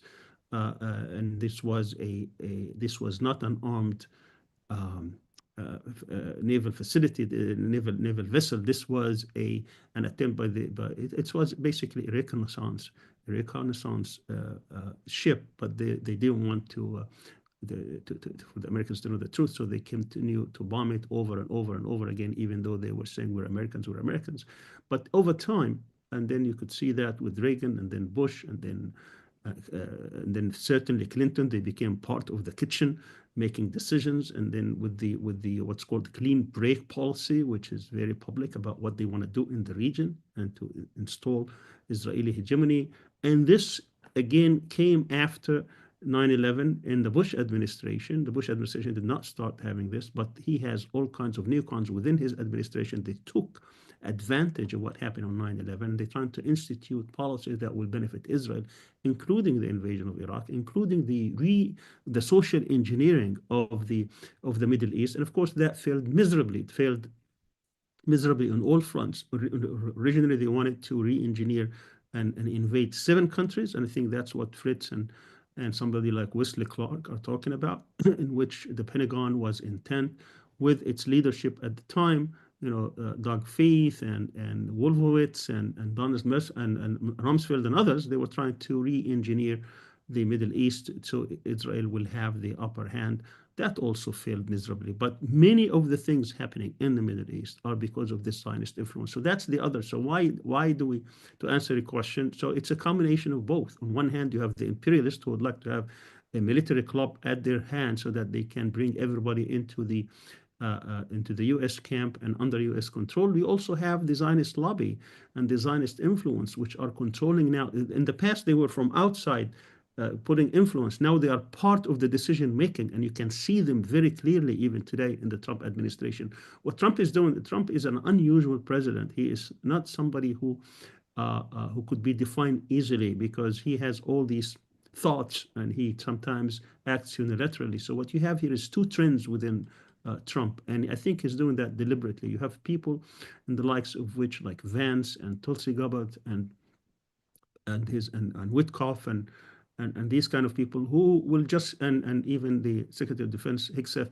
who would like to do Trump's bidding, whatever comes to his mind that day. But you have also very committed ideologue, Zionist ideologue that he has appointed also to different cabinets like Rubio and others, and Michael and Waltz, the national security advisors, and the ambassador to Israel, and others who are committed Zionists who are basically making decisions on behalf of the Zionists. You know, the Zionist says jump, and they say just how high.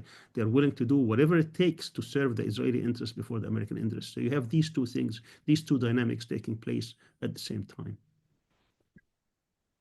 There's a link in the chat about for the film USA versus Al-Arian, which documents your story in an award-winning documentary, and people can look at that if they want to.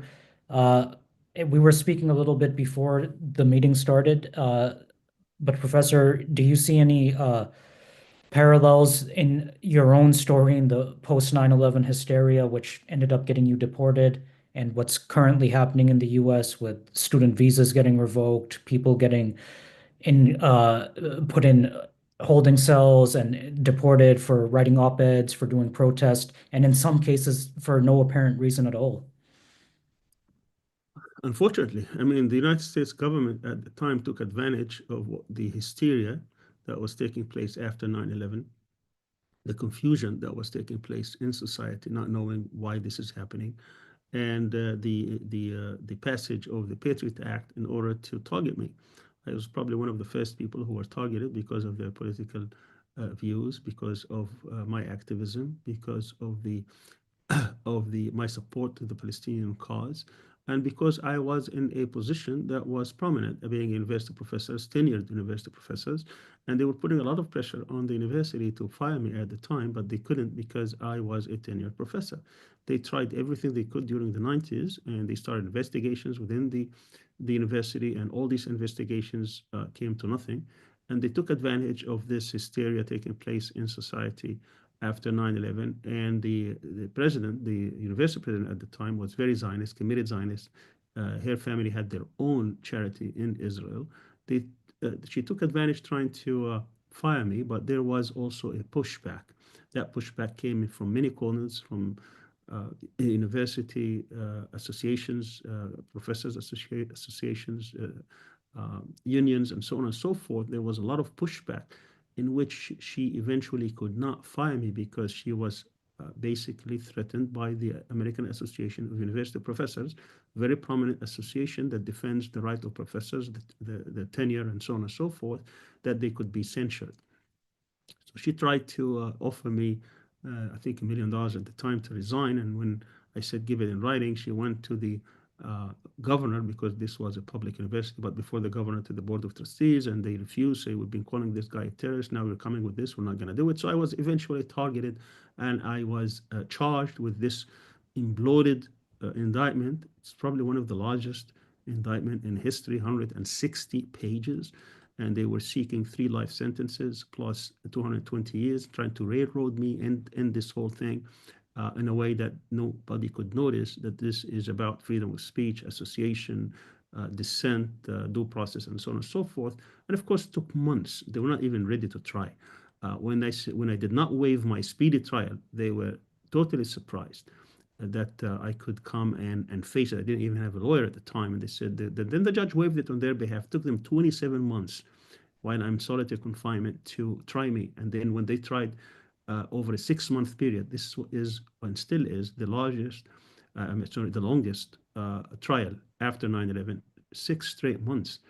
And they presented over 80 witnesses. I present none. I did not have a single witness on my behalf, and yet they could not indict, they could not convict on a single charge. That tells you that they go out of their way to railroad any dissent in order, on behalf of the Zionists, in order to help the Israeli narrative to maintain its dominance over U.S. Society. And what we see today is even worse, because even at the time they were not doing this openly. They were trying to do this under certain legal terms, under trials and under criminal statutes and so on and so forth. Today, they just do it in your face. If you are pro-Palestine, then you are anti-Semitic, then you are targeted. And they try, as usual, with vulnerable people because of immigration status and non-citizens, thinking the citizen thinks, okay, I'm immune today. They can go after him, but they can't go after me. But they will go after you. They will go after you in your job, in your career.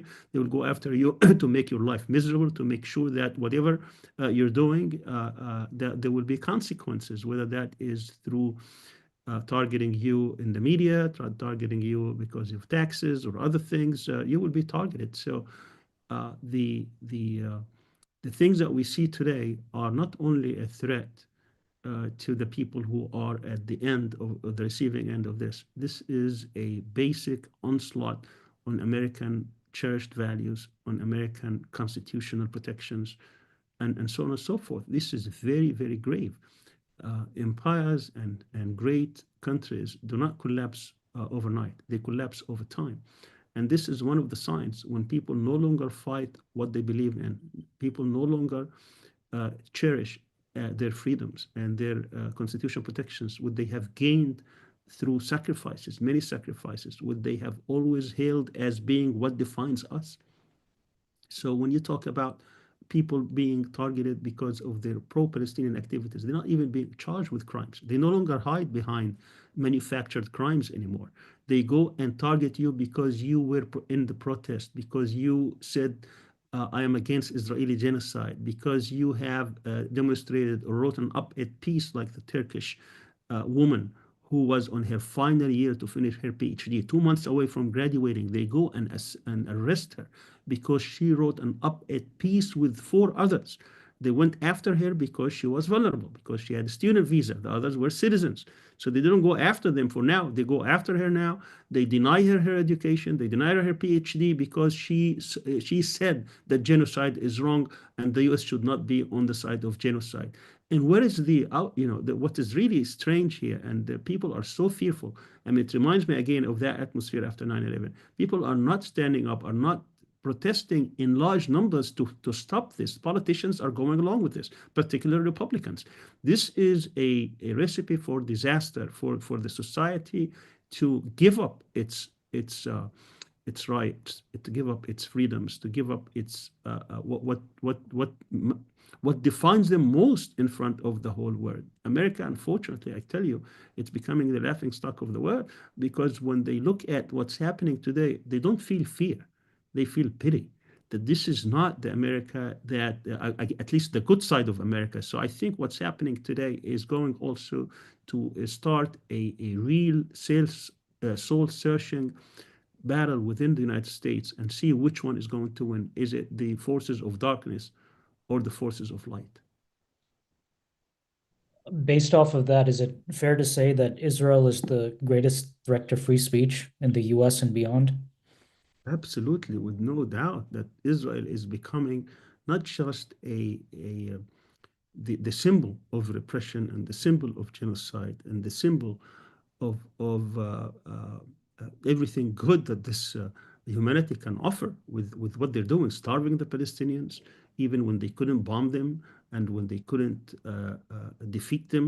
What do? They go through starving, they go through the destruction of everything in any society to make it function: hospitals, clinics, bakeries, markets, schools, universities, water salination plants, electrical grids, everything that could make life meaningful to any person. They go after children, after women. 70% of Palestinian victims are children and women. We're talking about tens of thousands of people over a period of 18 months, while the world is watching, doing nothing, with the complicit behavior of the US government for sure. But when you look at all this, what is Israel today? Israel has lost any kind of legitimacy. I see one of the posts here saying, does Israel have the right to defend itself? No. the occupier, the invader, does not have the right to kill the people that they control. They have no. It is the victim. It is the person who is being occupied and being brutalized has the right to defend themselves, not the invader. And this is enshrined in international law. It goes back even to the 1960s. There are UN resolutions that passed by large majorities in which it gives explicitly the Palestinians the right to use armed struggle and against their occupation. This is even before 1967. We're talking about the Palestinians who are in refugee camps in squalid conditions. They have the right to resist their occupiers. The invaders have no right whatsoever to maintain their occupation and so-called defend themselves. So this is a notion that's been advanced by imperialist minds, by supremacist minds, by racist minds in order to camouflage the fact that Israel is a legitimate state that's trying to impose its hegemony over the Palestinians, over the entire region. They lost any legitimacy whatsoever if they had ever had one.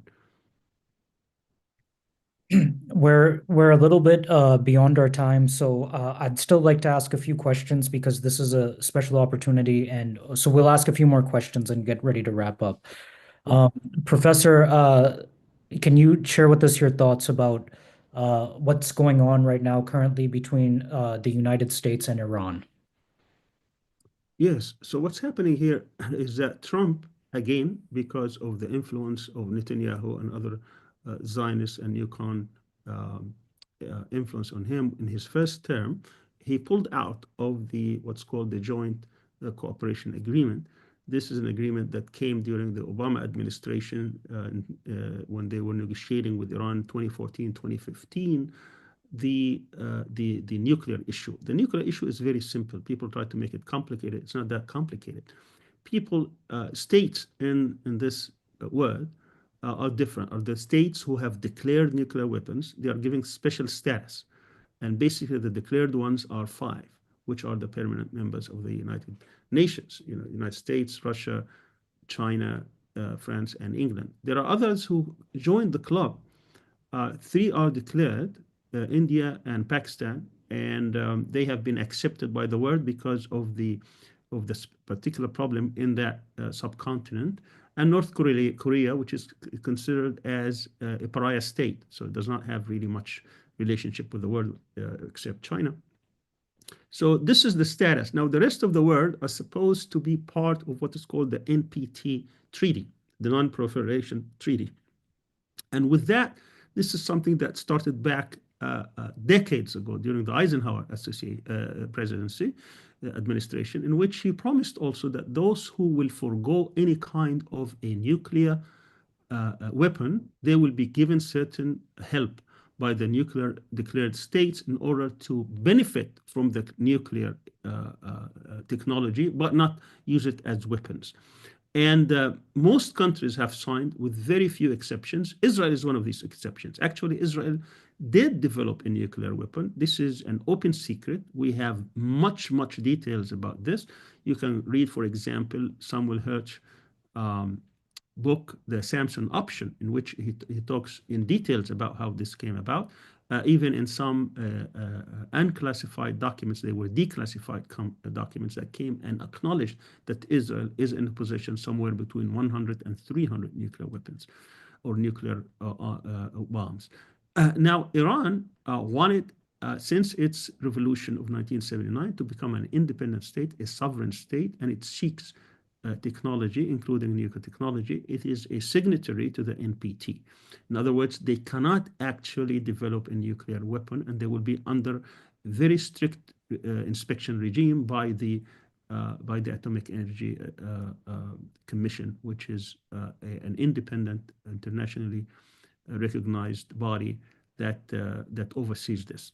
So during that period, the Zionists didn't like this because they don't want any technology in any neighboring country, in any Muslim country, that could potentially become a threat to them, because they know that they are there illegitimate, and therefore this illegitimacy would necessitate at one point that there could be a conflict. So the only way is to preempt that conflict, to make sure that all the nations, all the states in the region will come under their control, that they will never be able to possess any kind of technology, whether it is in nuclear technology, it is in missile technology, it's in military technology. They will always be against him. That's why you see all these policies, all these sanctions taking place on their behalf to make sure that this region will remain weak, will remain exhausted, fragmented, unable to defend itself, always under the control of Israel. That's a basic point here.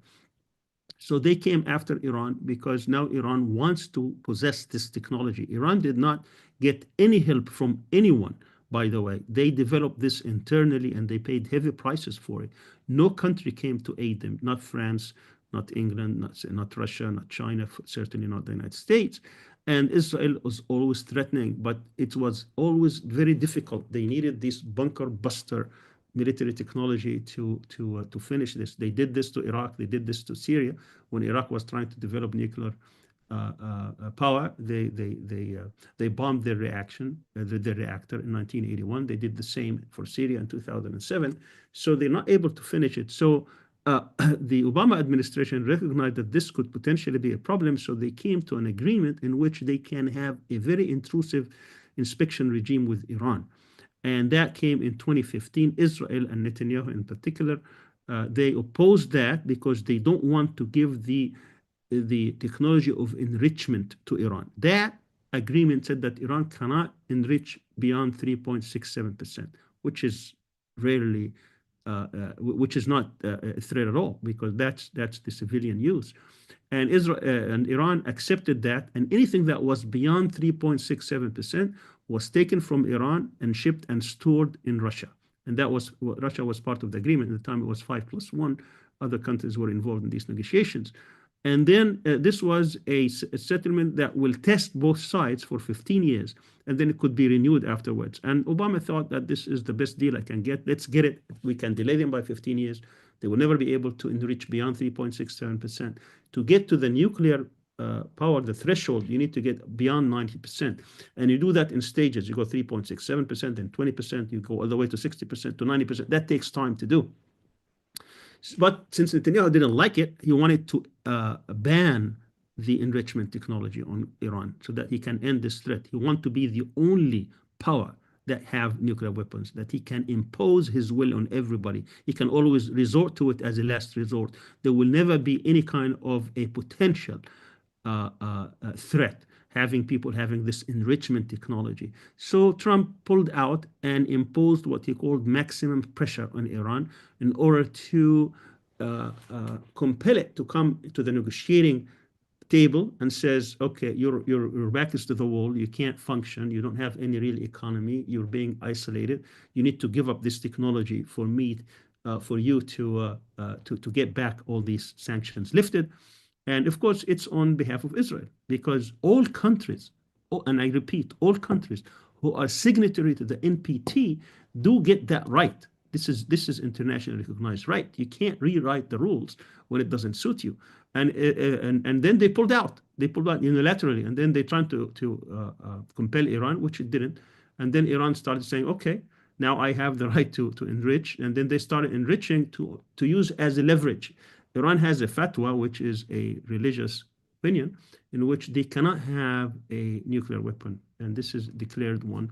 And all the agencies, all the surveillance, all the intelligence agencies around the world say that Iran, there is no proof, there is no evidence that Iran is seeking the nuclear option or the nuclear weapon. So anyway, so Iran started enriching to make it appear that, you know, if you want to put all these sanctions on us, we're going to have this enrichment, and then it will compel you to back down.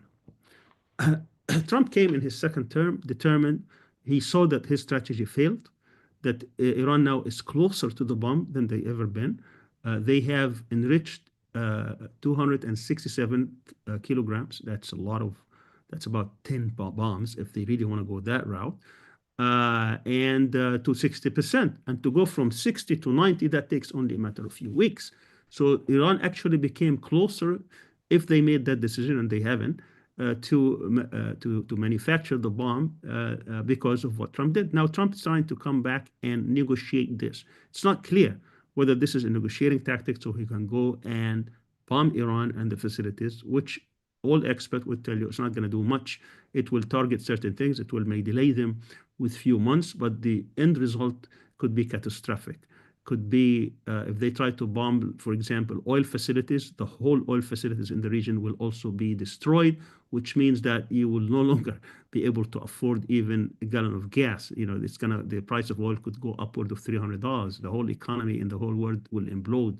And if they don't go after their facilities, Iran also will retaliate. They have very effective weapons that can go and penetrate inside Israel and American bases through the Middle East. America has at least 40 to 50 bases in the Middle East. All of them will be vulnerable. And that could start also a regional war. It's easy to start, but it will be very difficult to end, as we know fully well what happened in Afghanistan and Iraq. So Trump now realizes that this is catastrophic. This is going to be a real problem, and he has other agendas on his items on his agenda, both domestically and internationally. So he's trying to find a negotiated solution. That is against what the Zionists want. The Zionists want a military solution. They want to devastate Iran. They tried, by the way, regime change for many, many years. The US and Israel tried to change the regime in Iran, and every time they see that it is very entrenched, they cannot change it, and therefore he is probably now trying to get a negotiated settlement. Now, we have two versions. One version in the media, which says the Americans are hardliners trying to actually use this as a tactic to hit them militarily. But what actually goes inside the negotiating room is a different story. It seems like they would like to get a negotiated settlement, which probably be an improved one over the Obama agreement of 2015, which means that they will give Iran the right to enrich, but in a way that will be much controlled. They will try to take the enriched, the 60% enriched uranium and store it someplace else. These are the type of negotiations taking place now. Whether that succeeds or not is going to define actually and tell us how much Zionist influence exists within the Trump administration. Ansar Allah of Yemen, the so-called Houthis, they have taken basically a humanitarian position to support the people of Gaza at risk to themselves. And the US was or is bombing them. The United States, I think in 2023, sometime after October 7th, two Navy SEALs drowned in the Red Sea.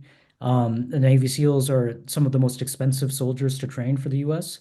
And Ansar Allah, they're shooting these missiles that are relatively very inexpensive, a few $1,000s. And the US is countering them with missiles that are much more expensive, a couple $1 million. But Professor, these people in Yemen, they've lived through some of the most vicious and brutal bombing campaigns over the last many years, and they've survived and they've stayed steadfast. Shouldn't that be a lesson or a signal to the US policymakers who want to fight them now on behalf of Israel? That's exactly right. I mean, these are the type of Israeli influence and manifestation on American policy. America knows very well, whether it was Biden or Trump, that the only reason the Ansarullah, the Houthis, the regime in Yemen, the people in control of Yemen are mounting these operations in order to disrupt shipping is a point of pressure to stop a genocide. This is something that every state should have done. Let's remember that genocide is an international crime.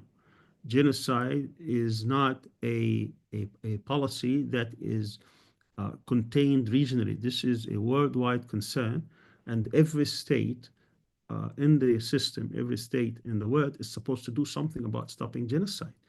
And history would condemn those who didn't do anything about it.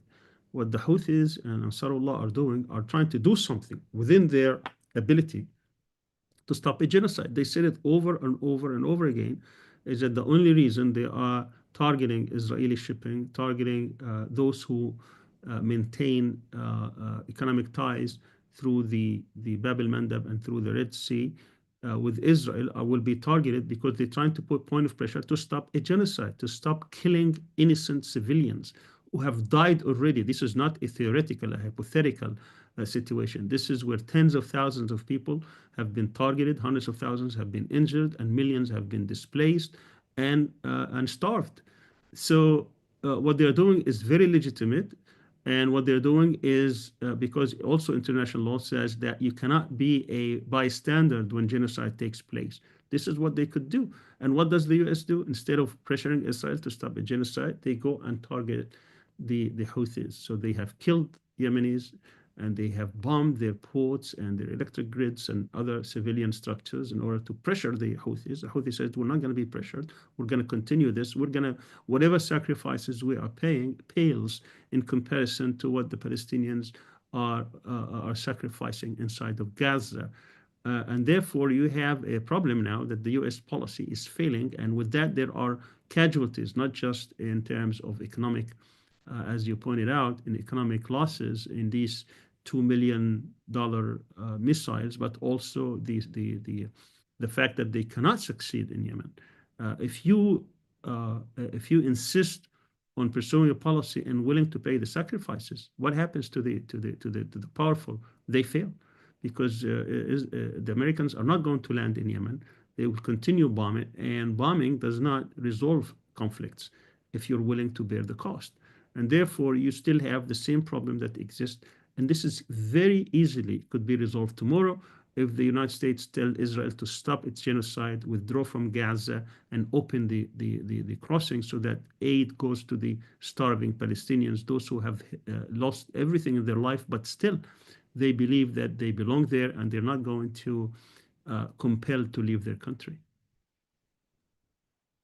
We'll ask, Professor, we'll ask you one more question, and then we'll give you any final words that you want to leave us with for today.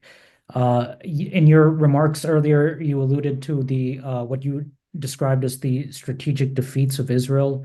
Can you speak more about that with us? Certainly. When you look at what happened throughout the conflict after October 7th, Israel was maintaining that it is the strongest player in the Middle East, that it's capable of imposing its vision throughout. That's what Netanyahu keeps saying. I have a vision for the Middle East. Their vision was also pushed by Trump during his waning days in 2021, before Biden was inaugurated. He incorporated Israel into what he called as you know, the United States is ruling militarily through 7 different commands. You have the Northern Command protecting the homeland. You have the Southern Command in Panama protecting U.S. interests. I'm talking about militarily now. In Latin America, you have NATO, which protecting American interests in Europe. You have the Pacific Command. You have the AFRICOM, which is the newly one in Africa. You have the Strategic Command in North Dakota, but you also have what's called the Central Command. The Central Command is a structure that came through, again, a series of different military structures, starting with Carter and what's called the Rapid Deployment Forces, in order to maintain U.S. hegemony and U.S. control over this region. 22 countries. And they were 21 countries, and they were excluding Israel, because Israel obviously was a protagonist. Israel was an enemy to many of them, and it was an associated member with NATO. But what Trump did is that they integrated Israel into the Central Command and make it part of the power structure militarily. So they wanted to make sure that U.S. interest would be maintained through this new power structure, with Israel taking a lead. That happened during the waning days of the first Trump administration. It was continued with the Biden administration. And this was predicated on the understanding that Israel has the power, has the heft in order to maintain security in this region, not only defending U.S. interests, but its allies. Because the United States, after its defeats in Afghanistan and Iraq, they saw that their strategic situation around the world is suffering tremendously. So they tried to start a war by squeezing Russia in Europe, but also they saw that there is now the gap between China and the United States in East Asia is narrowing, and therefore they need to concentrate in East Asia and to reposition the U.S. military assets throughout the world. They needed somebody in the region to maintain U.S. hegemony, control, and interests, and that was to bring this. Again, this was a policy initiated by Nixon back in 1972 called Twin Pillar. They wanted to have a twin pillar now in the region by having the integration of Israel into the military structure, with Israel will take the lead on military matters and to impose this hegemony, but also to have a normalization pact with Saudi Arabia. And this was supposed to take place during Trump, didn't. Then Biden worked on it. It was supposed to take place in the spring of 2024. Of course, it didn't happen because of Tufan al-Aqsa, October 7th. But the idea here is to maintain Israeli control in this region. That now has gone by because people saw the true essence what Israel is. Israel has no problem whatsoever implementing any kind of a policy that is devoid of any moral values, genocide, war crimes, starvation, civilian structures, you name it. So this is an erosion of this notion because many neighboring countries, many Arab regimes were willing to cede much to Israel to that it will maintain this security structure, this national security structure in the region. So that was a major defeat. On the military side, Israel's doctrine, Israel's military imperatives were depending on six imperatives. The first one is called preemptive strikes. And by the way, what we've been witnessing since is Israel is trying to regain these because it has lost it. And with that, it's trying to rewrite its military doctrine to maintain its hegemony. Israel has always, since Ben Gurion times, since the establishment of the state, has brought about these imperatives, military imperatives, in order to make sure that they will never be threatened by anyone in the region. So these six, and again, very quickly, they are preemptive strikes. For the first time, Israel was hit and was not the instigator, because the Palestinians this time, they instigated the beginning of this. Early warning system that failed miserably, both in technology and humans. They could not even detect it. They could not even anticipate it. The third is what's called effective deterrence. Israel always relied on its effective deterrence. And we've seen that also undermined and deteriorating throughout the conflict. These Palestinians today, in 18 months, still resisting, still fighting. And of course, we could see also that the Houthis are not deterred. When they hit Iran, it was not deterred. It returned back. Of course, the so-called axis of resistance has suffered some losses, and particularly in Lebanon, but they have not surrendered. They have not raised the white flag, unlike Arab regimes after 1967 and other places where they would basically give up the fighting and then they started accepting Israel's demands. But here, effective deterrence has not worked well. Strong defense is the fourth one. Israel relied that it could always have the ability to strongly defend itself. This time they couldn't. They needed the support of the US, of France, of Britain, of Germany, of even local regimes, Jordan, Saudi Arabia, and others, in order to repel, for example, few missiles coming from Iran and drones. It has difficulty maintaining that, even with all the technology that the US has provided in terms of the missile technology, the other technology in air defenses. They have still problems maintaining that. And the fifth one is quick resolution. Israel always relied on that it can go for quick wars. The longest war before then was like 77 days. Now we're talking about over 500 and plus days, and they're not able even to bring this conflict to resolution in a situation that is unbelievable. We're talking about very contained 365 kilometer squares, totally under siege, totally surrounded. Nobody is helping them whatsoever.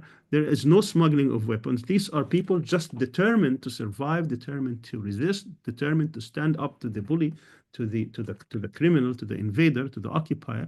That's all. And therefore, and they cannot even bring it to a halt. They try, even when last week the new chief of staff, who is intent on defeating the resistance, he said this may take months. We may take until the end of the year. Whether the world will allow another 6 or 8 months of genocide take place is a different story. But they can't even bring it to an end. This is a huge defeat for this Israeli notion that they can bring any conflict to a halt within days or weeks.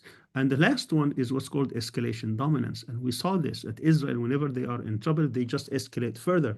We saw this in the policy of assassinations. They had no problems killing thousands through pages, and they have no problem killing civilians. even if the ratio is 100 to 1, if they have a one person that they are seeking, and around that one person is 100 people in the vicinity, because Gaza is very small, they have no problems killing this 100 for one. So this escalation dominance also has failed, because it has not brought them to their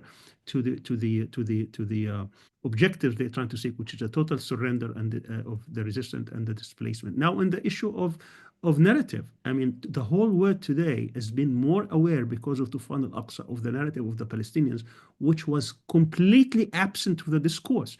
A new poll today, recently in the United States, it says that over 70% who identify as Democrats are pro-Palestinian, and even the Republicans, I think it's around 1/3 or so. We're talking about overall in America, for the first time ever, a majority of Americans sympathize with Palestinians than they sympathize with Israel, despite all the attempts by Israel to control the narrative and to control the major institutions and policy making and political establishments through many tactics, including, of course, the political donor class. That's a huge setback for Israel. Even within the Jewish community in America, we see today a sea change when it comes to the younger generation within the Jewish communities. We see that they don't identify with Israel, that they find it morally repugnant, actually, to support Israel, that Israel is an apartheid state, not just an apartheid state, but it's a genocidal state. They don't want to be identified with the genocide state. They don't want to be a part of this. This is a huge problem, potentially, for Israel, not only because it's one of the major dependency of Israel for its in their mind, is its strategic relationship with America. And if that is undermined, it's going to be a huge problem in the past. That's why they're trying to accelerate this to the point where they can actually end this conflict once and for all. On the issue of media, we see differences in media. We see also media, new alternative media that is talking freely now, which didn't exist. Like this program, Judge Napolitano, in which he brings all these prominent Americans, John Mearsheimer and Reagan McGovern and Alistair Crook and Larry Wilkinson and all these people. We saw Max Blumenthal and so on and so forth. These are prominent people who do not find ways to be heard by Americans. Now we see that this narrative is being listened to day in and day out. Jeffrey Sachs and so on and so forth. That's a major change. That's going eventually to tilt the situation. Usually, change in America takes different phases. One phase is of course through the public discourse, then translates into the media, and eventually it gets to the political class. That takes possibly a generation. So the future for Israel's grip on American politics and society, they feel is in danger, and therefore that's why you see this crackdown taking place today against the students, against the universities, against these places where they can actually lose their grip. We also see in terms of the legal situation, the international law.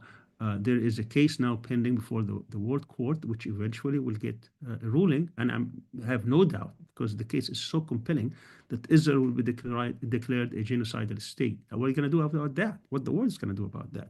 Their leaders today are wanted war criminals. Now, if they do not comply, then the whole international regime is being undermined. It's going to collapse. So what they're doing today is these major countries are allowing the whole system to collapse in order to save the Zionist regime. That's a major loss. In terms of human rights, you have one report after the other in terms, this is an apartheid regime, this is a genocidal regime. They have been issued throughout. So this whole situation is changed. That could not have happened without Tufan al-Aqsa, despite all the sacrifices, despite all the victims that the Palestinians had to offer in this. But on the other side, you could see that today people are not talking about a resolution where Israel has legitimacy. People are questioning the legitimacy of Israel. People are saying that this is too much of a cost for us to allow, that we cannot allow a crime that was perpetrated against one group of people, the crime of Holocaust, to be the justification to have genocide against the Palestinians. That this is unacceptable. People are now beginning to question profoundly the legitimacy of the state of Israel, that this cannot be allowed, and that if this is what Israel wants, if Israel wants the complete land and devoid of all the Palestinians and the population, we're not willing to cede that. Then we need to actually go and take a closer look at the origins of this conflict and see whether this historical injustice would be brought to a close, where the Palestinians have the right to go back, have the right, after all the sacrifices they have done, to go back to their countries. And if the world is complicit, or at least Western countries are complicit on what happened historically to their Jewish populations, then it's their problem to resolve. And this would be unacceptable. And I think this whole thing, I mean, I can go on and on I tried to talk about military security and politics. People now talk about two-state solution, even though it's not viable anymore. And they see that there must be some kind of a resolution. And the only reason that you still have an Israeli narrative or an Israeli position is because of the United States policy. So eventually that policy, once people in the United States realize, and that's, I will end with this, since you said do something, tell us what we need to do. What we need to do is, you have to realize, as people living in the United States, that you have the only leverage over US politicians. US politicians don't care about anybody outside the United States. And therefore, people living in the US have the only tool by which we can change the political class. Now, you can change the political class through two means. One is to convince the existing ones. And if they're not convinced, because the grip of Zionists is so huge on them, then we need to be replaced. And against, you have a system that will allow you to replace. So they have this race towards how we're going to make a difference in terms of our image, our policies, our future in that. Do we want to be part of a generation that allows genocide to take place, and we are completely complicitous in this, or are we going to do something about changing it? And to do that, you need to monitor Zionist influence and actively work on trying to undermine it at every level, not just at the federal level, at every local level, and eventually reaching to the federal level. The political class in the US, unfortunately, all what they care about is their survival as politicians, and therefore we need to bring this Zionist influence, because it's undermining not just what's happening in our region, in Palestine, Palestinian lives. It's impacting your lives. It's impacting your future. It's impacting your constitutional protections. Eventually, the Zionist influence is going to corrupt every aspect of your life. It's going to threaten your future, your children's future, your society, and therefore it's imperative that you stand up to it, and that you fight it, and that you resist it. Otherwise, the price would be heavy. We saw today, for example, in these days, that Harvard is trying to stand up now to all this bullying taking place on behalf of the Zionists. We saw that people are trying to stand up to these, even though the victims now are basically immigrants or green card holders, but eventually it's going to seep into every aspect of American society. So we need to go and organize, mobilize, and fight and resist and insist on our rights. That's going to take a struggle, a generation of struggle. And America has this, I mean, it's always a struggle. You had this history of civil rights, history of women's rights, history of immigrant rights, history of different kinds of minority groups that had to stand up to their labor rights, and so on and so forth. And I think this is one of the great moments in history in which people have to show what kind of beings they are, what kind of humanity we would like to see. Let's end with this. Palestine has become the defining issue in our time. Despite everything that has happened here, it's becoming now the compass, the scale, the ruler, the symbol by which we can see the forces of oppression versus the forces of justice, the forces of evil versus the forces of goodness. So this is how we can see ourselves. If we want to bury our heads in the sand and do nothing, then obviously this is going to be a longer struggle. But if many of us, all of us, come together and fight this evil, not just because we're trying to save few Palestinians and few victims here and there, because we're trying to save the soul of humanity and the soul of your country. Thank you very much. Thank you very much, Professor. I think that's a good note to end on. I have nothing else to add other than to thank you again so much for your presentation and your time with us. Very rich with a lot of information and given us much to think about. And thank you again also to everyone who was listening. Thank you so much for your time. I'll just very quickly read this one comment in the chat. Professor, it says, "Thank you so much, Sami, for this presentation. Your friends in Tampa still remember you and your family as warm, gracious, generous neighbors." So thank you again, everyone, and I hope you have a great rest of your day. Thank you. Thank you very much for hosting me, and thank you very much for what you're doing also on behalf of many great causes that you have been championing at the church and beyond. Thank you. Good night.